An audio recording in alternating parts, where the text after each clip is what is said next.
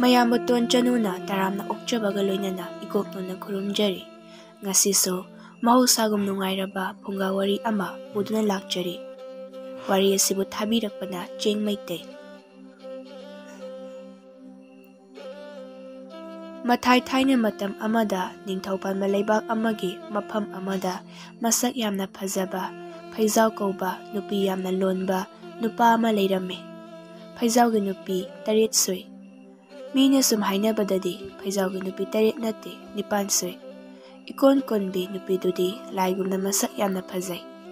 Magi macha nupi ama thanamlaga nongma atiyata sagon apaibi amada tongduna pairaga chatkisu hainarame. Nongmadi phaijau matha yamna sana khungi ujaw amagi makhongda laamme. Masi ujaw asigi makhong sida ngayakta pothaba yabra yengi. Kuireda aina pothaba phanglotribase. Masi pumba aina sak phajarubagini ko. Waida sak phajabase yamna wai. Mangina phaijau nangdi sida nathanta kadoramliba. Masigi nupi thiba khangdabasimu laini. Ngayakta pothagina tawbase. Sum potharambanida. Nangdi kai chatlugeba. Kaisu chatloini. Aidi marup phaijau thirakpani. No yumdaga changlurabani. Ado nangi nupi tareto yamna kanna khannahuini phaijau. Khatnaramgani. Ado nangbu ai thibadi karigino. Sum thibanida.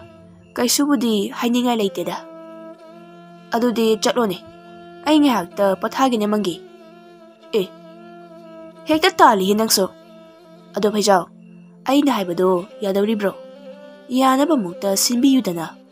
Ai nangi angamba mating pangiba. Nangi do yadre. Nupido nupa lairame. Ado nangai nupi yaimado oina lauragera. Kari watanoda. Natubu lauragera bo. Aduga nangi nupi yaimado laudi saruk. Hui oina loibana fai. Nangi wadudi hemandro mangi. Nangi wadudi hemandabro phaijau. Yarese. Wari atopa sase. Ayumda pothaba phangdadana sida pothagena lakpane.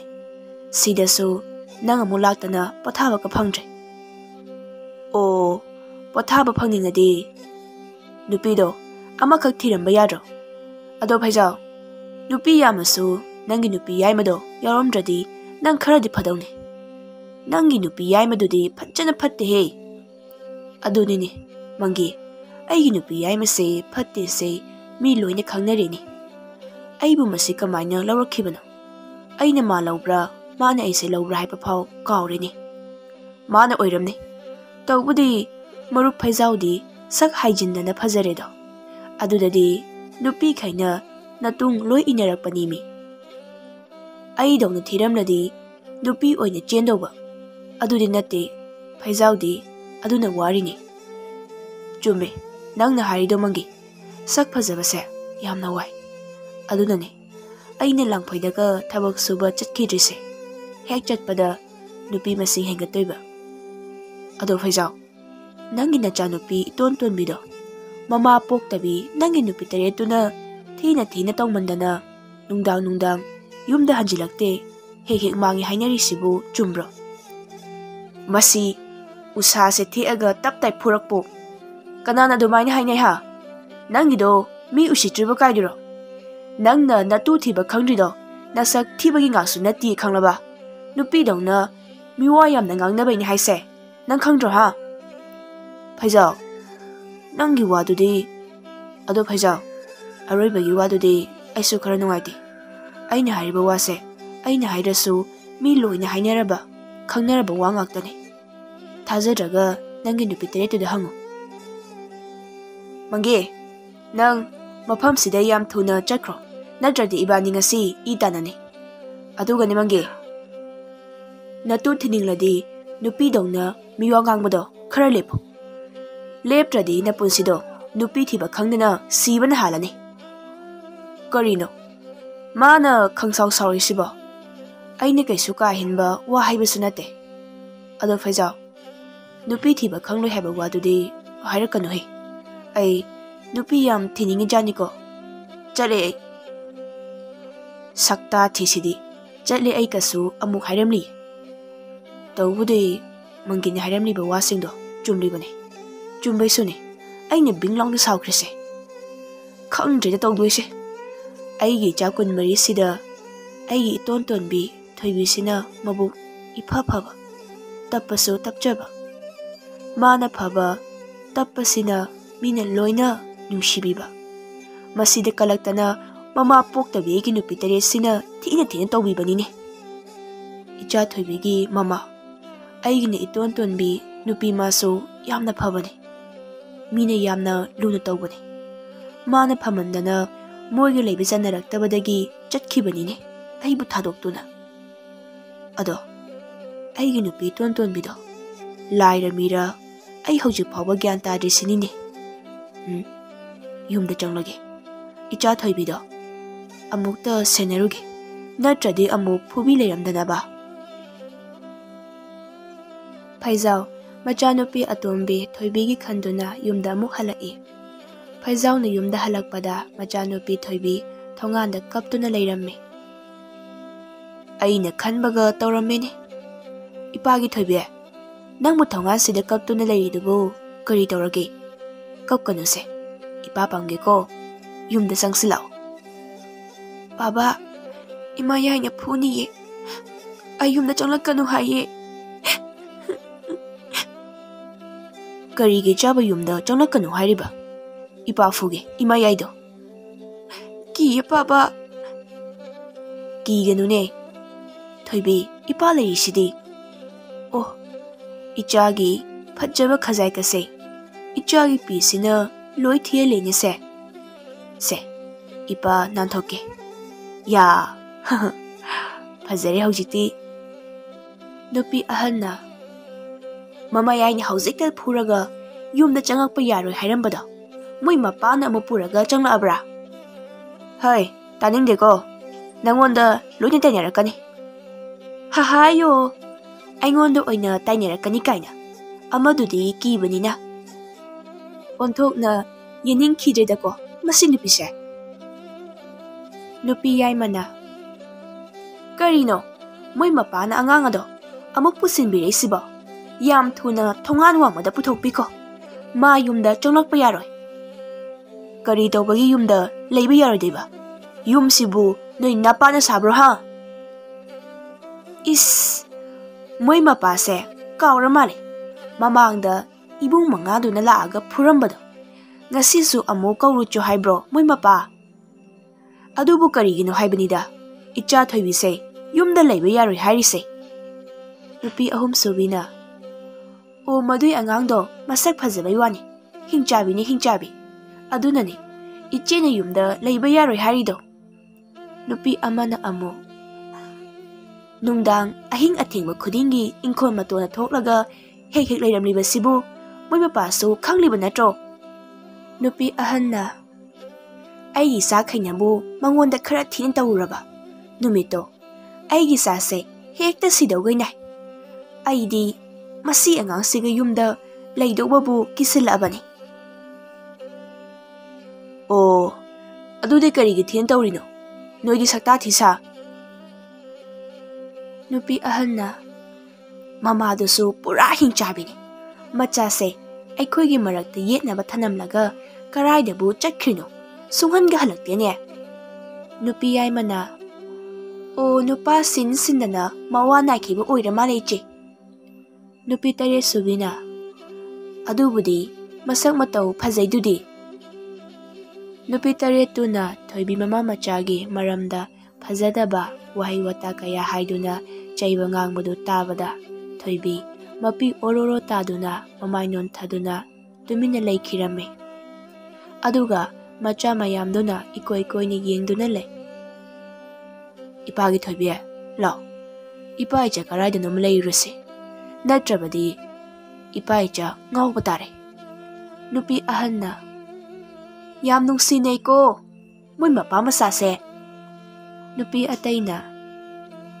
Macha kun mari pokpadabu moi mapa na thoibida asuk yana nungsiriba ataidana hanna phawa yengdana michang mikhai nairisibu karigino o icha ataidudi noidona amata phatti adugini nupi ahanna hai inausa moi mapana sumaina sauraga chakhibase nupi puraga yam lakanmani ko angang tharaga amukta senahalo nupi yaimana poraksano ai thik tauge hojiti ai khoi tegi henba amta yaroi masida aina haiba yadradi macha nupi chahi manga ta ngari base thanamlaga mangkhibado khangledana noisu thoktana ba hono nupi ataina I masi nupi se manaba yaba nate sono phono onya tawi ai khoida amu ansile amana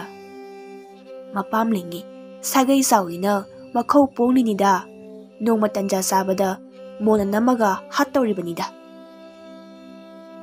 kana kadaw ngamdoino aigi ibung ahando achama minate konungda ining thogi khongloi oiribani nupi ahanna he yaima adumba wakadi kanglakanu noise aigi makha thaba ngaktani aduna aigi wacha kadabani kariba ichi nangi wacha toiba ichi ahal oirasu hojiti nangi nawa lodre aduna tumina adum leibiyo ai saura adi ibung singdo koroksani he nabung singdo yorok tringaida ichanu pamanga se kauthok charo haibro ha nupi ataina moi ani se phunaraga soidina seminar di phanida e haibaga phoinakri ichi ani se khamloisi koi khoi kumai oina yenglaga leise nupi ahanna ayo ibungo nama sirin he ayo moi manga sisu yenglaga lein he khamto ke ka khanda maline khangrana hojiti nasam tangkhai ma yaudridana nupi ataina ichi halgi machanupa khai lai he o ichi yai mase amuk phajadori somdana phaijawa thoibiga do ujau amagi makhada macha thoibibu themduna potharame thoibina baba ibani yumda changlaroidro changlaroisida yumda changlaga isa soisu pothaba phangloi adoi saru sidana phatro adoi cha thoibe nangbu nungdang inkol matonda hek chatli dubu karigino kidro nangbo kidi ye paba kidi haiba ado karigino haiba ichana ahingduda hek thoknido nang ipada hayudana ataida haidrasa nama hoina haibadadi mi amaga wari sanabagumnasu tawi hai adubu chumro icha thoibe imana kanamtada haidokanu hayi ado paba ai tumninge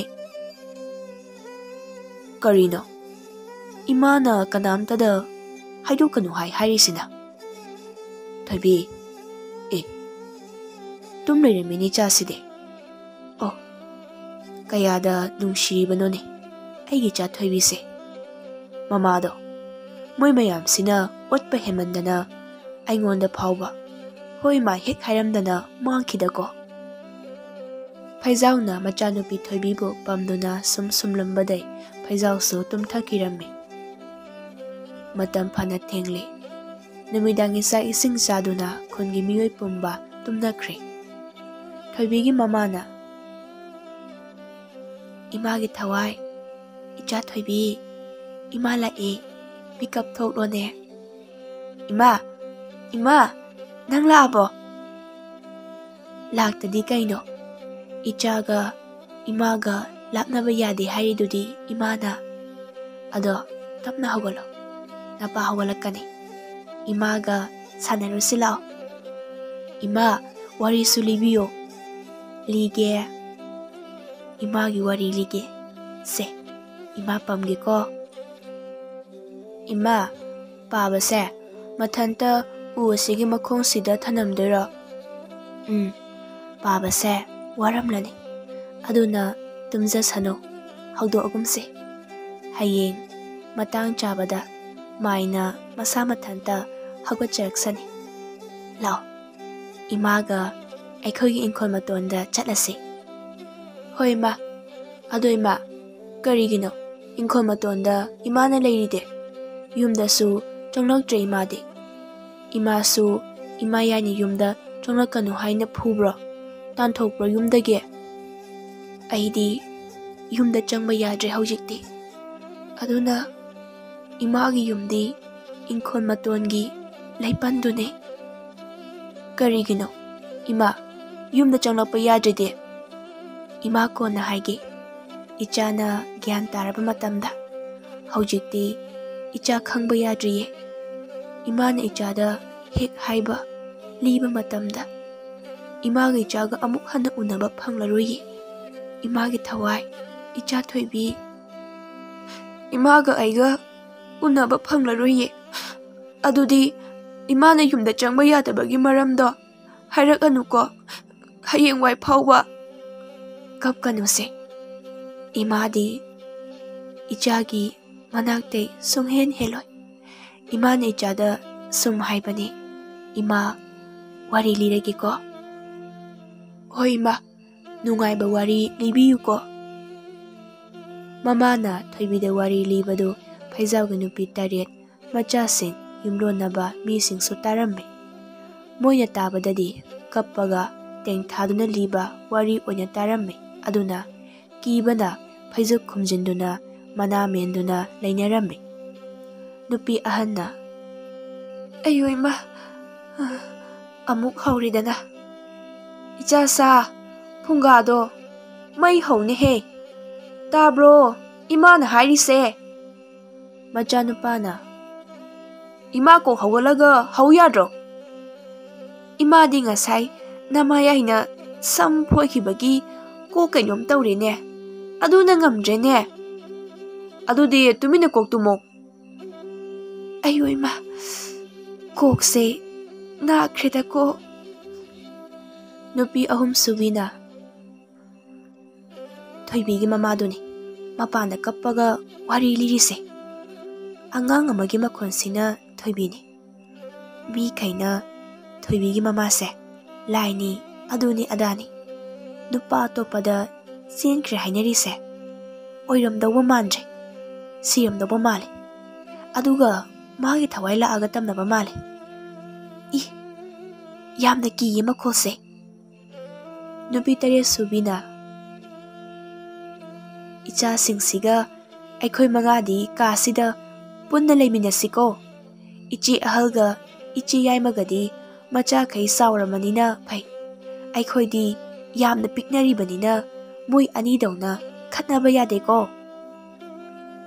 nupi manga subina ado aikhoi mo atomido yamna di phabani he aikhoi se yaimaga ahangana otpa heman madai mafam khangdana mangkhibani nupi mari subina yam thina otli kaino ising asabana haijima phawba yawrini nupi taruk subina ising asaba natte he maitan asabana haijimani makokta nupi tare subina ising asaba oirasu maitan asaba oirasu sabu saradi yare he adugi amu yenarakano amana yam thina otli he ichi anina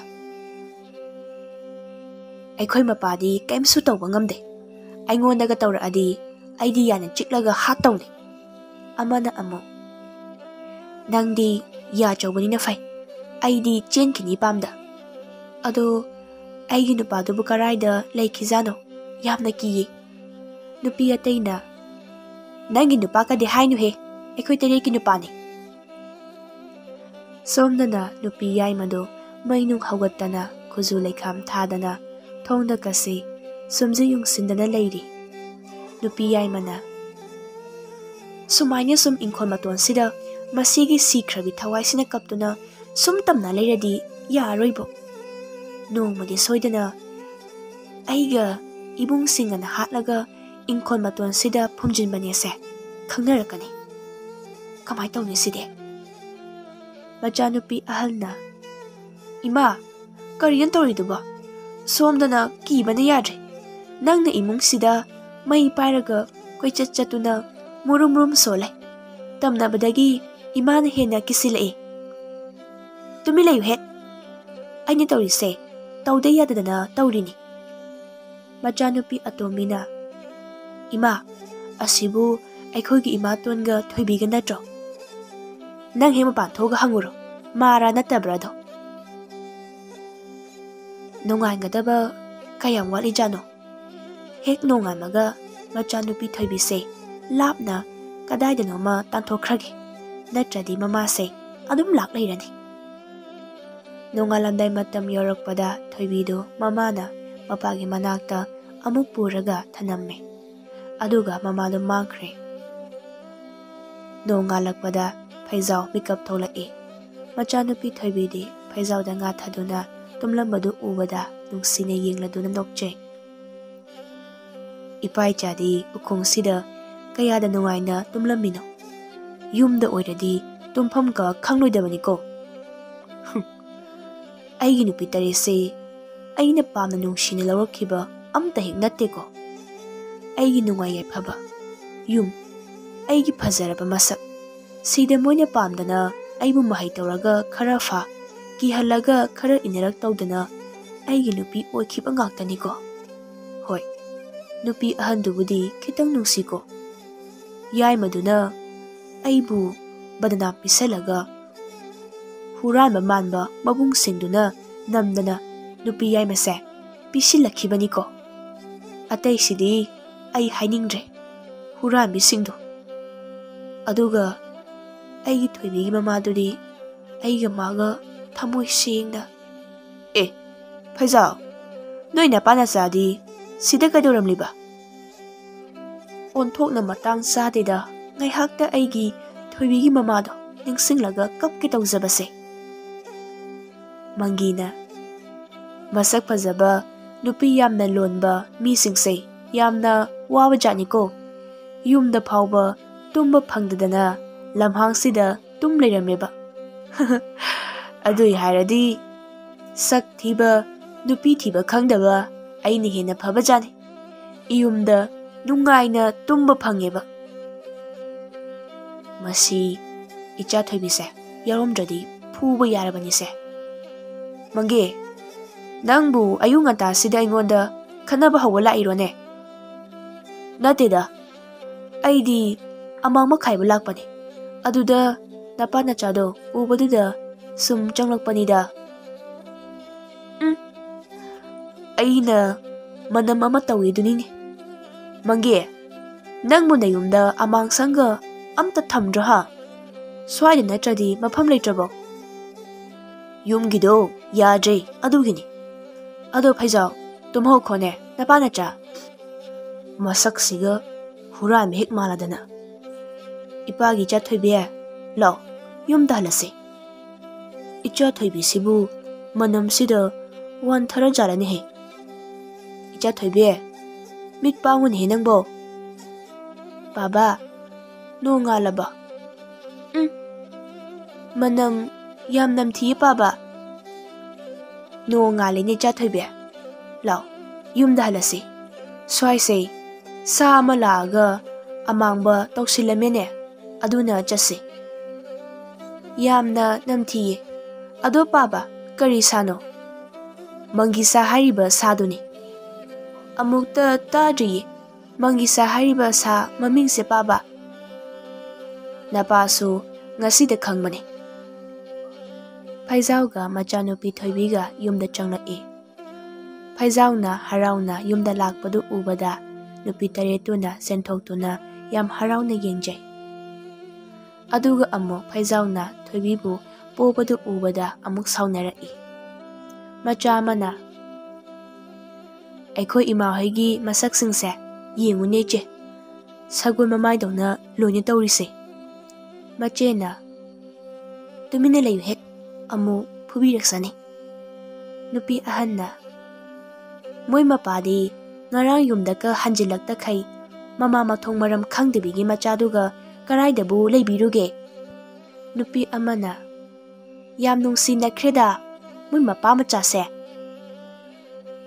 Phaijauna moisingse leijingkhai aise isagi yumsida nungaina potharaga leibado sungphang phanglaroi ko ngasi phawbada icha kun mari se michang mikhai naidana aina loina nungsikhibani ko mama singsibudi ore aigi cha thoibi sida moi mayam sina thina tawbiba sida aina icha thoibi se hena nungsibai wani mabuk mapawsu phai magini haibada mapa aina tana kanamsu leijadrabani do masida amu moi mayam sina yengsinbiriba moi mayam sina nupi tare subina moi mapa se nipan subiga thoibiga da nungsiriba sumaina aikhoidasu khara nungsibiradi phadawni aikhoisu nangi nupini haibase kauraba male hai yongman mi noibu aine pami nungsi haraga laukhibro namaido ikai khangda khai aigi lanthumga aigi phajaba saksida noina namai pairaga yanaraga lakhiba ngakta natro aina noi pamde hairasu khullakai mi taklaga phone ge tawba natro aduga aigi thoibigi mamagadi thamoi nungsinana luhongkhibani ne aiga si phawbada aina noida thina tawkhrabo otkrabo icha mayam se hanthana yengkrabo aina chapmanana luna loina tawba natro macha amana aikhoi pabana hari se chumme macha amana so pabadi yam phai ima hoidi phate nupi ai mana taning de hek mapagi mi changa changadana pairiba imungi sumjisina kansilakani chakro charo imungda thuna ai haidra aikhoi ma se phatte na nupi ai mana moi mapa se karimata khangdraba male khulle kai pumadi loide khangnare karino aine khangri se nama phattabido leitre haibro ha I o ima de leiri na chanu pi thoibi gi wane aina hairi se icha thoibi se kaidore haibano sagun maida tabiya nupi ataina iche yai se sagun maida tumi lei he noisu o moi mapa na chanu pi thoibi do lai phattabigi thawai chele hingjabigi mapokni ma lerin khai imung se mutlani mama phawba chenkrabani ma na aduna khullai kai warani na hainari se karimata khangbidrabo adudi khangde aduga amadi khangi he sidi khullai kai de hentoktana loi khangnarabani nupi taretna adudi kari o aikhoi yumda taibang mi saraga hingchabi tare leirena hainari se loi tadro masakti hingchabi de hena thi khongba lupanda leiba but loi malena macha singna aikhoi ma hoine pabana hairi se nupi ahanna hai inausa moi mapa se sinaradi yaroi adui seruk themlaga yumda thamlase aduga haurakpham khangdebigi macha thoibi se matam kharadi nungsiba saraga macha pokchadaba mi thiraga yontokhrase nupi ataina ichena haisina phanibo natradi iwa sak phajabase aikhoigi nakta layu yaroi adui mathakta thoibi se lai ilamdawa male mangonda thina phu chai tawbasu yade nahan iche yaina mama palaga phurubai maya aniti ambado amana aseng bro hairi se amana amo hoi he mana haidukta bai wani nupi yai mana iche na hairi sina pharani phaijauna kadore tumin lenyarade hingchabi masen watanari ro nupi ahanna o nateda khatna chainaraga laiminadoi saru nungsi janana laiminasina hainabanida thoibi lao imahan iruju thopige aduga chak chanaba imahan amuk thongge yam thuna mai thongde khonje ne hongida Horen chakta hu hapchilaga ipa icha hatui chala. Sumna numit kharani haukre. Mama poktabe singduna thoibibu yamna luna toksinarame. Aduga macha poktaba imung thiba horame. Phaijausu magi nupi taretuna seba tawbada pelame. Adubu thoibidi numidang khudingi ingkholgi matonda mamaga adum laiminarame. Aduga mamagi matambakta thoibibu sumladuna wari libibasu leplamde. Ataba mising pukchen pikpa mabuk phataba mi khaidi mamana thoibigi wari libagi khonjendo akibagi masak oirame. Asumna sum chahi pharakle. Nupi ahanna inausa thoibi yoke haiba mi leire. Mamal soi khoina haibadumak pigi haire. Nupi yaimana karaidano harise iche. Aina haiba midadi yondadana ichina karaidagi mi amuk thiruino. Nangi midudi khangnarakani aigi sidi arapadagi minine. Nupi ataina Fareda adudi thoibi leitradi tamnabase khara pharani. Ado tamnari se kari maramgino sini. Nupi amana mamado siramdabo malida. Adugi thawai oina laaga numidang khudingi macha kakthoaga kapa mali. Amana amo nang harido adumaina mi loina hainaringo. Aduga aikhoina yamna otpiki haibasu mi loina hainaingo. Nupi tare subina aidi yaudi otpadi iche yaiga iche ahangadani. Nupi amana nang yaudi dudi hairakanunda nangso. Nupi ahanna noi amukta tumina layu kadobage. Moi mapa takradi amuk aikhoidei macha nupi thoibise puraga chatkini. Nupi yaimana phare adudi ngasi mak thoibise puraga yonthourase. Mapana hanglaagana sana thokibadai hanjilaktrena aikhoi jinmanana khumlase. Nupi ahanna ngasi harise numidang natradi yaroi. Mapana tumlingaida tumina pugadabani. Noi manga munada. Noidi moi mapaga angangaigase seneraga leiramu. Nache yaiga aiga thoibise pithoklurage. Angang pamba matay manaudo aina kaukhrabani. Numidang unasena. Nupi mangana mamaldi khagzauda hapaga poraklani. Noi ani amu yenthoknaraga leiramniko. Adumanya tawradi moi mapada haidokadabani he. Karinige moi manga sidi. Adu oiragana toasiro. Nupi yaimana noi manga tumina mutalayo. Aikhoi chap manana yenadoni. Tawatabu moi mapa hek tahalaba. Noi manga thoibigi mama hatpagumna sorry. Aina hatpanate. Madi nupaga chenkhibane. Moi tarukna karino yaimasina tawriba matawsina asengi mana hat khajalo thoibigi mamaduba sum jingarebo natte wa sokiba phau yadrabo numita dringai ai chak thonurage he ai hawaleko. Moi tarukto nupi yaimada munna yengduna lehawi. Numidangi matam yorakle. Phaijau sak ising pizaduna nupi mangaduna makong makut paibiduna seba tawraga tumhankre. Thoibisu mama yaiga mama ahangana themba haurakle. Thoibi puba yanaba themningai matam yamna thangjinkhirame.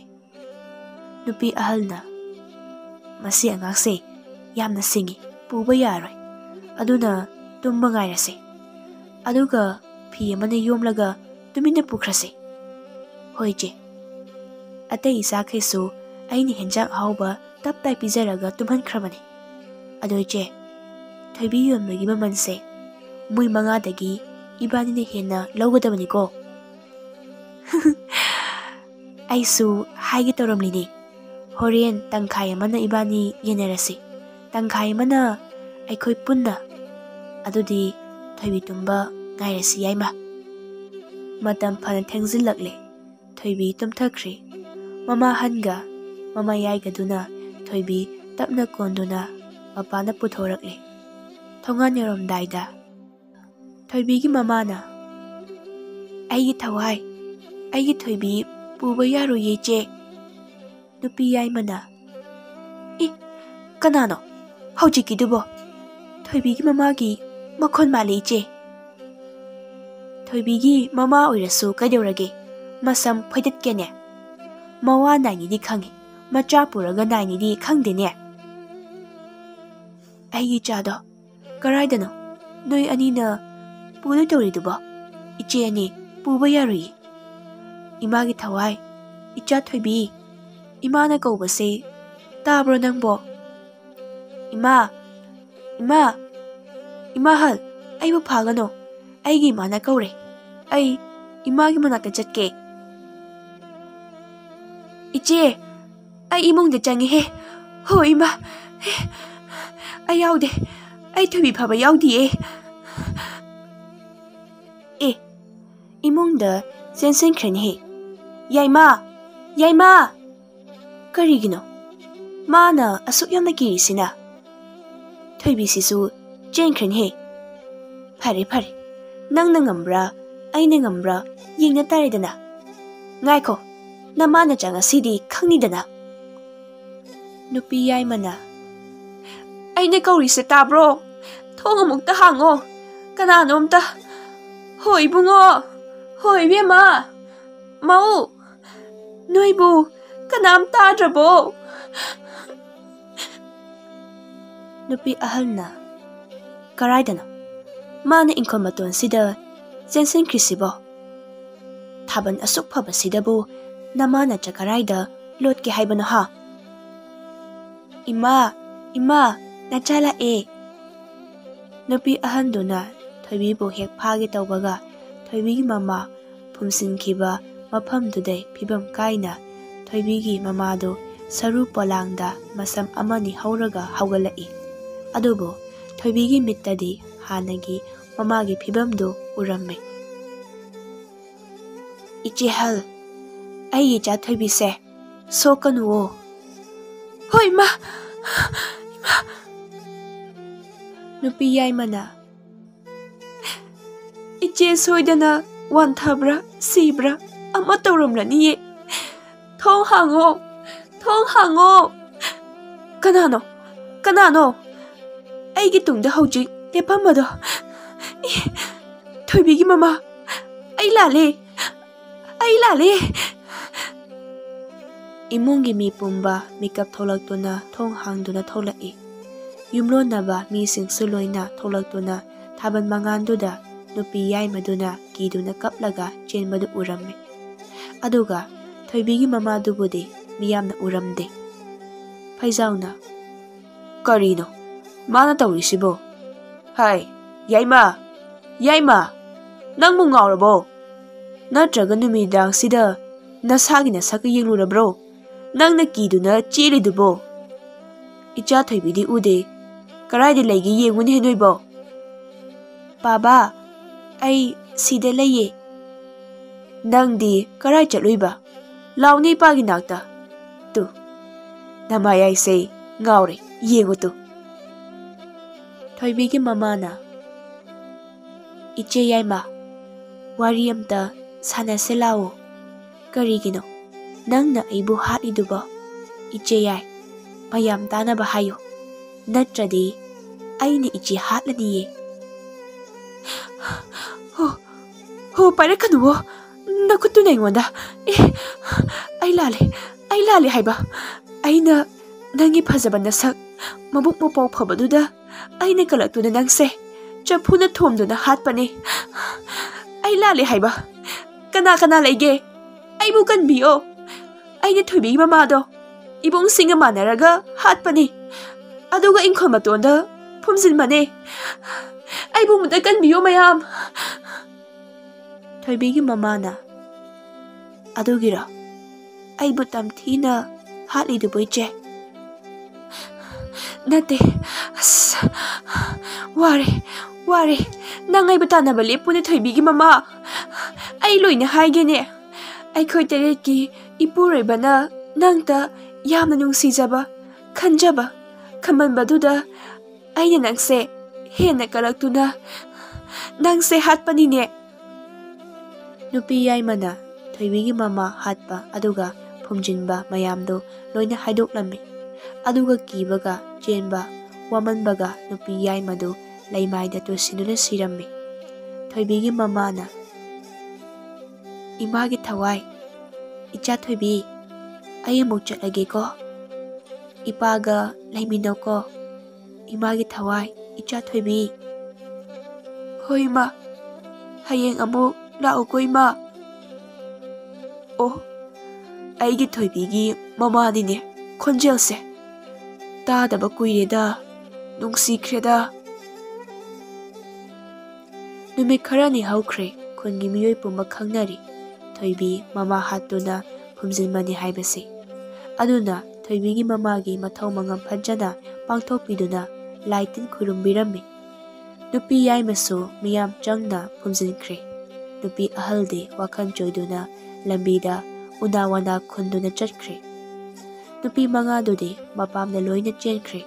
Aduna haujikti macha taiduga Thoibigi mapa phaijau katang yumduda lehore.